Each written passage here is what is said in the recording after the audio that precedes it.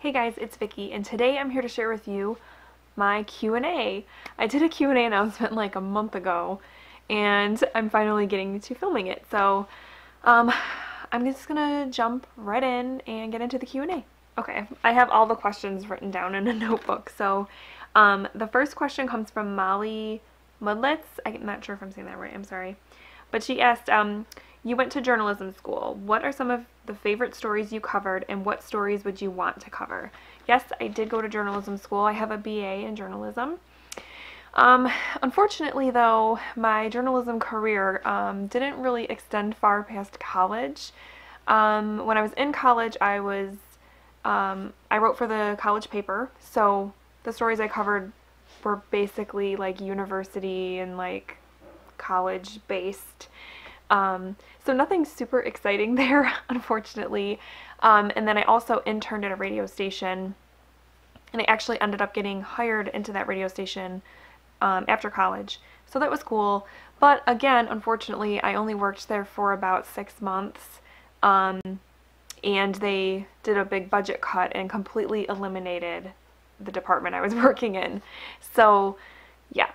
But when I did work there, I worked in their internet department, and I wrote for a e-newsletter, and there was like a website that coincided with it, and it was really cool because it was really community based.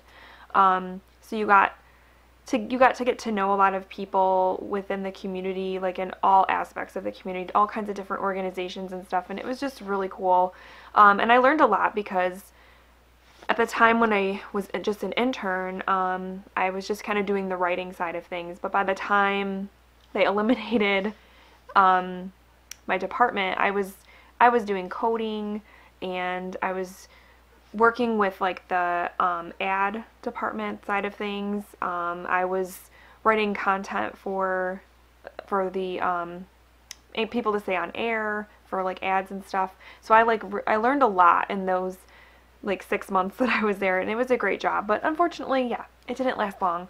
And then after that, I kind of luckily I worked through college. I worked a retail job, and I kept that job on once I started, because the radio station job was only 4 days a week, so I kept a retail job going just so that I could like supplement my income. And so I kept doing that while I tried to search for another job, and I just never found another job. I just didn't find one. I didn't want to relocate. I wanted to stay here in Michigan, and that definitely put a damper on the job outlook. And also, I had focused on print journalism when I was in school, and unfortunately, print journalism, right when I graduated, was like dying, and there just weren't a lot of job opportunities. So, yeah. Looking back, I sort of wish I had done a different degree, though I loved going through journalism school. Now, you would think I'd be like a big news junkie and stuff, and I'm just not. I can't even tell you the last time that I watched the news.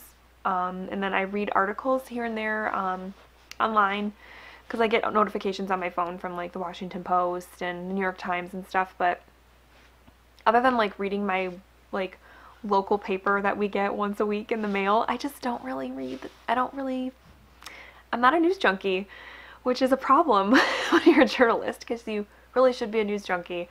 So looking back, I would have probably done something different. I'm not sure what, but yeah, I definitely would have done something different. However, so I didn't really have like a favorite story that I covered, because what I did when I worked at the radio station, I just was doing little quick stories, so many every day, that nothing really jumped out at me. But yeah, and even when I was working at the college paper, I tended to like to do like the human interest stories, the features, not so much hard news, because I guess I'm a softie that way. I don't know. I think if I were still working in journalism, I would definitely still want to be like a features writer, and working on those kinds of stories about just human interest and like entertainment and stuff like that, because that was just always the kind of stories that I was drawn to, and that I'm still drawn to as a consumer of news. That's usually what I gravitate towards. if I could have covered a story recently, I would say the Boston Marathon this year. There was a woman who, I believe she was from Michigan, and she completed the marathon. She finished dead last, and she was a cancer survivor. And I don't know if you guys follow the Boston Marathon at all, but the weather that day was horrible. It was raining and cold and just nasty. Like the worst weather you could run in. And she got to about mile 11 and really started to struggle, but she really wanted to finish. And I think it was her husband, he ended up saying, let's go to our favorite coffee shop, let's change clothes, let's take a break, and then you can finish. And she did. And so by the time she finished, it was like hours after most people had finished. But when she got to the finish line, there were still people there waiting and cheering her on. And I just thought that was so heartwarming. It like reading the story, like it kind of brought me to tears a little bit. It was just such a nice story, and just really makes you like believe in humanity. It was, and those are the kinds of stories that I like and that I would like to cover and write about. So yeah, if I could do one, that would probably be the most recent one I could think of that I would want to be. I would have wanted to be at the finish line and just being a part of that moment and covering that moment, because it was really just a beautiful thing. Okay, next question. Aaron Armstrong asks, do you find it a struggle making content or sticking to a schedule? Sometimes. I try to film on the weekends because my husband's home, and so it's easier. He can kind of like corral the kids and stuff. But as you guys know, there are times when I do have to film during the week and I have the kids in here with me. And it usually works out because they're usually pretty good while I'm filming. They make a little bit of noise, but they're usually pretty good. And I found that in the last couple of months, I've kind of fallen into a rhythm in terms of filming. But so sometimes I have 2 videos a week, sometimes 1, sometimes none. It really depends on if I have anything that I think is of value to say or to post about, because if I don't, I'm not going to make a video just to make a video to say, okay, yeah, I posted a video, because I don't know, I kind of value quality over quantity, and I would rather make videos that I think are good, and that people will want to see than just like filler fluff kind of stuff. So I found though that yes, I fall into a rhythm and I try to post at least once a week, but it doesn't always happen. And then the other question that Aaron Armstrong asked was, do you ever face reading slumps? Yes. I actually, in March, I was feeling a little slumpy, and I tend to get slumpy after reading bigger, longer books. It just kind of happens that way because, you start to feel like, okay, I'm not like completing books, I'm not getting things done. So you kind of start to feel, it just kind of makes me slumpy. I don't know. So I definitely had that going on in March because it took me a long time to finish. I believe it was Winter, because it was like an 800-page book, and I was just really starting to feel like, and what usually gets me out of those is once I finish a long book like that, I try to read something quick, like a graphic novel or like a novella or something really quick, so that I feel like, okay, I'm back in the rhythm and I'm getting things read. Not that like I like to put that kind of pressure on myself, but I do. But that definitely helps me to get out of a reading slump. The next question comes from Lorraine MC, I believe, and she asked, is horror your favorite genre? If so, what is your favorite horror novel and why? It's one of my favorites. I like to read a lot of different things, in case you haven't noticed. I really do like horror, though. Definitely, it's one of my favorite genres. I also really like thrillers, and I like literary fiction. I like to throw classics in there once in a while. I like to throw YA and middle grade in there once in a while. Nonfiction, I have been really bad about reading nonfiction this year so far, but I really like to read nonfiction. So I kind of like to read everything, but yeah, I would say horror is one of my favorites. And my favorite horror novel, I have a couple actually. Obviously The Elementals by Michael McDowell is a new favorite. I just read that last year, and you guys have heard me talk about it. I love it. I also really love Nosferatu by Joe Hill. That book just surprised me. I just thought that the premise was just so unique, and I loved how he blended elements of horror, but then I had these moments in the book where it was so just heartfelt and like tugged at my heartstrings. And I just think that that's one of Joe Hill's gifts as a writer, is that he somehow manages to balance that. And it's just, I just love that book. If you haven't read Nosferatu, you definitely should. And then another one, if I had to name another, would definitely be A Head Full of Ghosts by Paul Tremblay. That was another book that completely surprised me. I read that book a couple years ago and I still think about it. It just blew me away. I loved that book. And then of course, if I had to pick like a classic favorite, I would say It by Stephen King was probably one of the first horror novels I read, like adult horror novels. And I loved it. It's one I want to reread because I read it so long ago, but it just had such an effect on me, and I just loved it. And then also, this is a bit spoilery maybe, but I'm reading one right now that it's going to be a favorite, I think. I'm halfway through it and it's like, whew, and that book is Summer of Night by Dan Simmons. Holy cow. This book is awesome so far. Like, it definitely gives me It vibes. That's probably why I was drawn to it and wanted to read it in the first place, but I guess I'll have to talk about it more in my wrap-up when I finish it, but this is a contender, guys. I'm thinking 5-star book. I'm thinking new favorite. So, yeah. Okay, Connie Lee asked, what's your favorite vegetable? Well, if we're talking about raw veggies, I really love carrots and broccoli, especially if I got hummus or some sort of dip going on. But cooked veggies, hands down, green beans are my absolute favorite. They're so versatile, especially you throw some bacon in there with them. You can just season them so many different ways and cook them in so many different ways, and I just love green beans. They are the best. Then Bobby Reads Too Much asked, she has a couple questions here, and she asked, first, what's your favorite booktube channel now? I don't have just one. I watch so many booktubers because since I became a creator myself, I have found so many other channels, and it has just like broadened my horizons. There are definitely a few that like I will watch every video that they post. Let me see if I always watch Doris at Aldi Books. I just love her vlogs. She has like inspired me to want to vlog more. She's great. I also love April from Getting Hugga With It, because she always has good like recommendations for me as far as historical fiction goes. And gosh, who else? Sean at Eclectic Reads, I always watch all his videos. Julie from Girl in a Book. We have very similar reading tastes. Gosh, there's so many more. I'm kind of blanking right now, but there's a ton. I don't really have just one particular favorite, but yeah. And then the next one she asked was, worst book you bought and read because you saw it on BookTube? I might have to take a minute and think about this. Let me think here.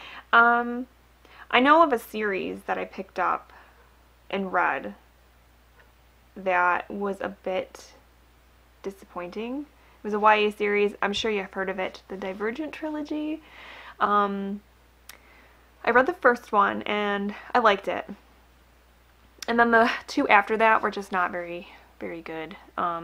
They didn't like blow me away or anything. And I don't think I would have picked them up if it wasn't for BookTube. There was quite a bit of hype around that trilogy when it first came out. And I actually still have the books on my shelves, but I've been like thinking I might just unhaul those because I don't know.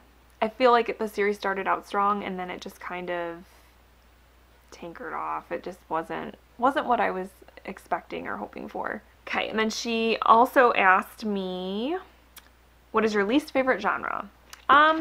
Probably romance.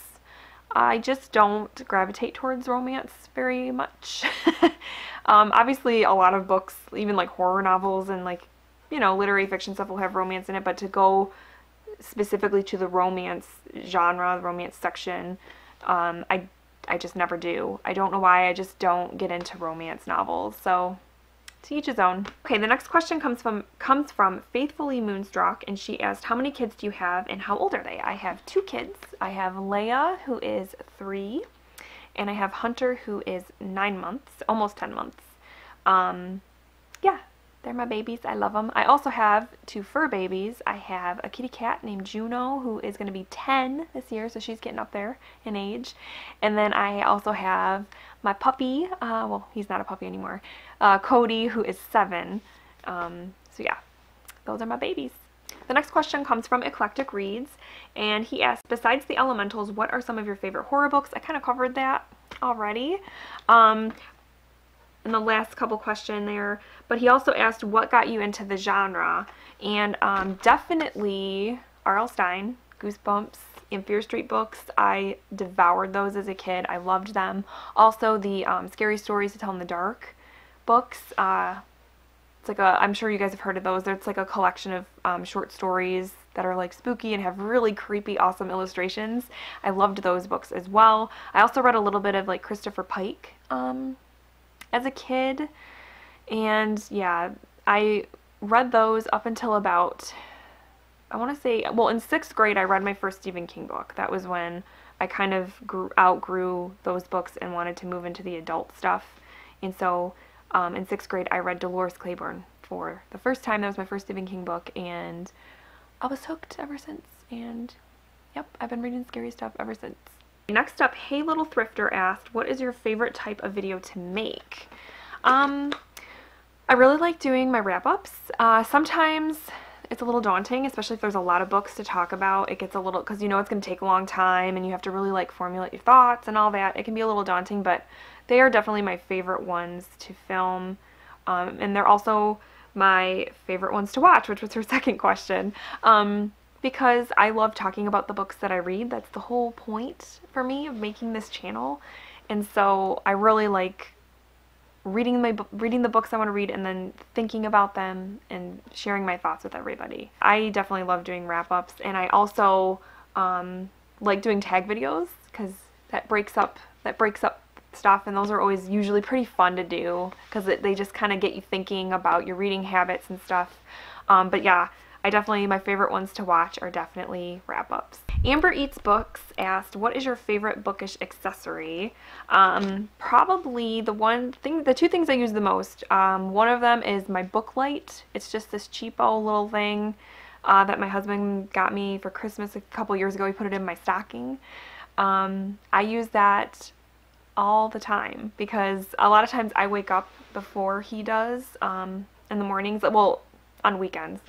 And I don't want to turn a lamp on or anything, and I'm too lazy to get out of bed to come like downstairs and read. So I just use my book light and I can like lay in bed and read. So yeah, I use that quite a bit. And also a lot of times I wake up in the middle of the night and can't fall back asleep, so I use it then too. And also my bookmarks, I have, I should just grab it really quick. I have a nice little collection of them that I keep in this butterbeer cup that I got from Wizarding World of Harry Potter. I have a lot of bookmarks, and I like to switch it up and use different ones, and I'm definitely a bookmark person. I will never dog-ear a book. It's just not right. So yeah, those are probably my favorite accessories. Okay, then Lindsay's Little Library asked, what is the book or books that helped you fall in love with reading? That kind of goes back to Goosebumps, Fear Street. I really loved those. I also really liked the Babysitter's Club books when I was younger. I only have one now. I wish I had kept them, and I got rid of a lot of my Goosebumps and stuff too, which I just kick myself for all the time. But I really liked those, and then there was another series that I really liked as a kid. What was it? Oh, it was just on the tip of my tongue. It was about 2 twin girls, Sweet Valley High. Yes, I read those too. In like, I think elementary school. I really liked those. And then also when I was younger, I was in 4th grade, I read Little Women, and I really loved that book too, and it's still one of my favorites. Okay, the next question's from Books and Jams, and she asked, how did you and your husband meet, start dating, fall in love? Well, we are actually high school sweethearts. We met our senior year of high school when we were 17, and he had actually just moved into town. He was from the west side of the state and moved over this way, and we met through friends. He was hanging out with one of my best friends, her younger brother. who was only a year younger than us. So we kind of all had like the same friends. He was hanging out with him, and so we kind of got to know each other that way. And yeah, we met and we were friends for a couple months, and then I asked him out. Yes, I asked him out, and we've been together ever since. So it'll be 17 years this December, and then we've been married for, it'll be 7 years in September. So we've been together like half of our lives, which is kind of weird. And then she also asked, is he a reader too? And he is, but not like I am. He's the type of reader who, like, he'll read maybe like 1 or 2 books a year, but when he picks up a book and reads it, he reads so fast. Like I remember a couple summers ago, I was pregnant with Leia. He went up north with his brothers. They were camping, and I didn't go because I was like way too pregnant, and I was just not about to try to like sleep in a tent when I was that pregnant. But anyways, he went up north, and he took I think it was the 2nd book in a Song of Ice and Fire series. Yeah, and that's like a 1,000-page book, and in like a day he whipped out like 200 pages, and I'm just like, to me that's really fast. I cannot read fast like that. Craziness. But that's the kind of reader he is. Like, he'll just pick up a book and he'll just devour it and then be like, okay, I'm done, and won't pick up another book for months. So that's kind of the way he reads. He's really into like fantasy and stuff, so he has a lot of Terry Brooks, and he's also a huge Lord of the Rings fan, which it just like hurts his heart to know that I just don't really like those. But yeah, he's big into like fantasy and stuff. So yeah. And then the last question comes from Madeline Hernandez, and she asked what my all-time favorite books are. And I kind of covered that when I talked about the horror books, but I also really love, like I said, Little Women is a favorite. Hunter S. Thompson is one of my favorite writers. I love a couple of his books. I really love Fear and Loathing in Las Vegas is fantastic. I also really enjoyed Hell's Angels. Actually, that's where we came up with the name Hunter for my son, was after Hunter S. Thompson, because my husband's a fan of his as well. So really like his books. And like I said, Stephen King, Joe Hill, gosh, I feel like I'm missing some. I'm also a huge fan of To Kill a Mockingbird. I've read that book a few times, just love that book. I love Gillian Flynn, like, girlfriend, when are you coming out with a new book? Because I'm dying here. I love her books. My favorite Gillian Flynn book is Dark Places, for the record. But yeah, those are probably my favorites. Alright guys, so those are the answers to your questions. I hope that you enjoyed this Q&A. I just really wanted to thank you guys for submitting your questions, because it was fun. I hope that you enjoyed getting to know me a little better. And yeah, that's really all I have to say. So I hope that you guys are having a wonderful week, and thank you so much for watching, and I will talk to you very soon. Bye.